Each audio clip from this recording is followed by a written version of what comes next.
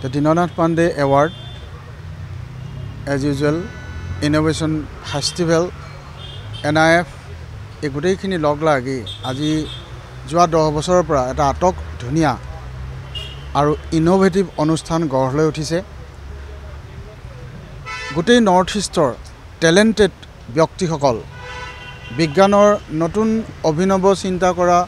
ডেকাৰ পৰা আৰম্ভ কৰি বয়সস্থলৈকে সকলো ব্যক্তিয়ে নিজৰ নিজৰ প্ৰতিভা ইয়াত বিকাশ কৰিছে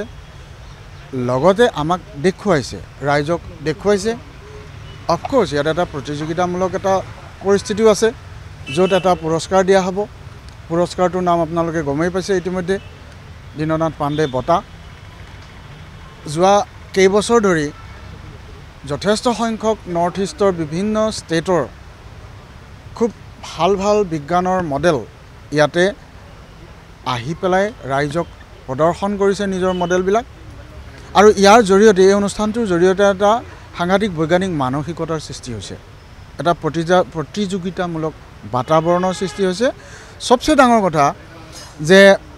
এই ইনোভেশন ফাউণ্ডেশ্যনৰ জৰিয়তে যিখিনি মডেল সন্মুখলৈ আহিছে ইয়াৰ পৰা ব্যক্তিসকল কিন্তু অসমৰ বাহিৰলৈকো গৈছে আনকি তেওঁলোকে ভাৰতৰ বাহিৰলৈ যোৱা স্কোপ পাইছে ইয়াৰ জৰিয়তে আমাৰ সুপ্ত প্ৰতিভাবিলাক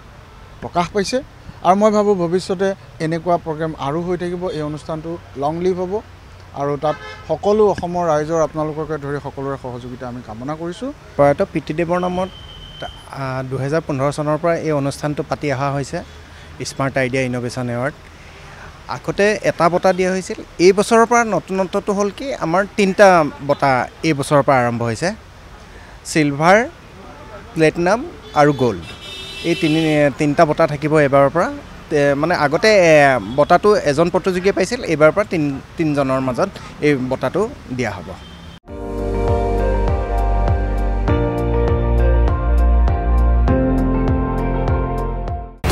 আপুনি চাই আছে ND24 সৰ্বশ্ৰেষ্ঠ নহয় সৰ্বোত্তমৰ দৌৰ